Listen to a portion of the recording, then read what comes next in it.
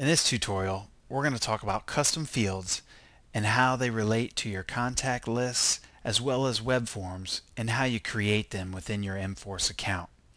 So first off, let's take a look at a sample list we created to make sure we understand exactly what a custom field is. Now by default, the EM4C application is set up to accept your contact's email address. So you don't have to create a custom field for email. The application by default is set up for that. But any of this other information, for example first name or last name or address or city, you need to create a custom field for this data within your account.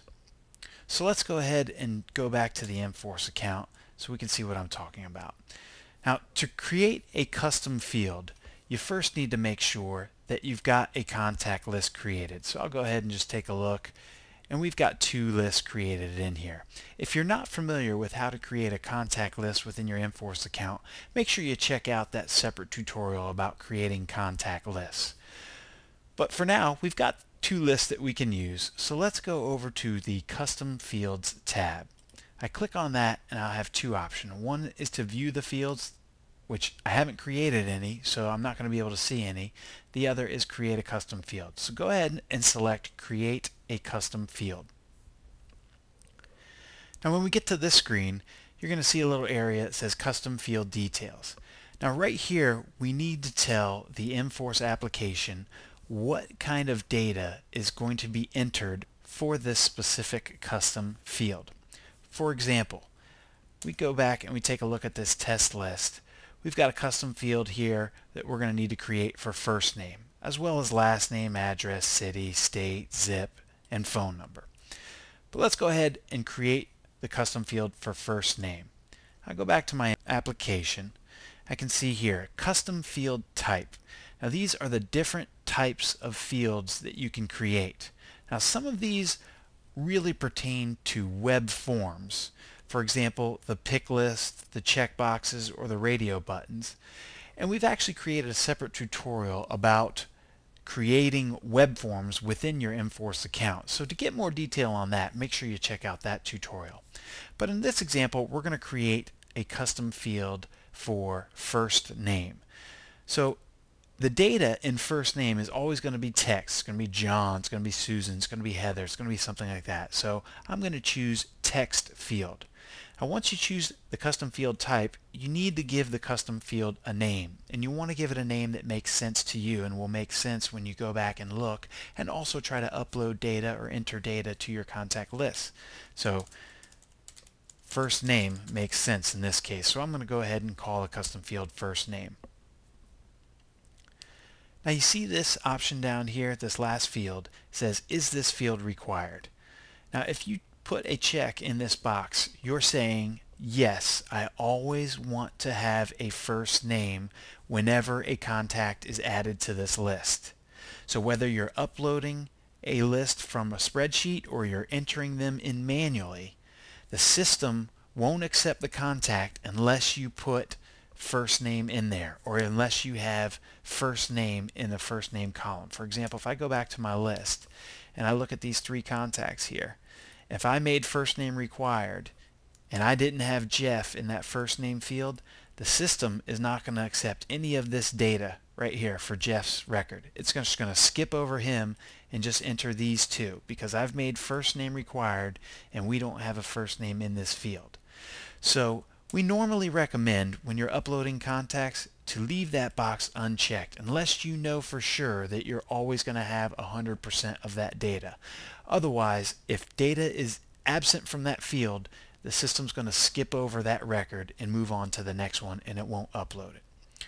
So leave that box unchecked in this case and go ahead and click Next. And now we come to a screen that says Custom Fields. Now really, this Custom Fields area pertains to creating web forms within the EM4C account. So by default we leave these blank, and 99% of the time you're going to want to go ahead and leave them blank. So go ahead and click the Next button, and now it's going to give us an option of contact lists that we want to associate this custom field first name to. So I can choose one list, or I can choose both lists. I can choose any lists that I have created or any combination of lists. And I'm letting the system know that I want to be able to upload first name for demo list and customer list. So once I've chosen my list that I want to associate the custom field with, I can go ahead and click Save.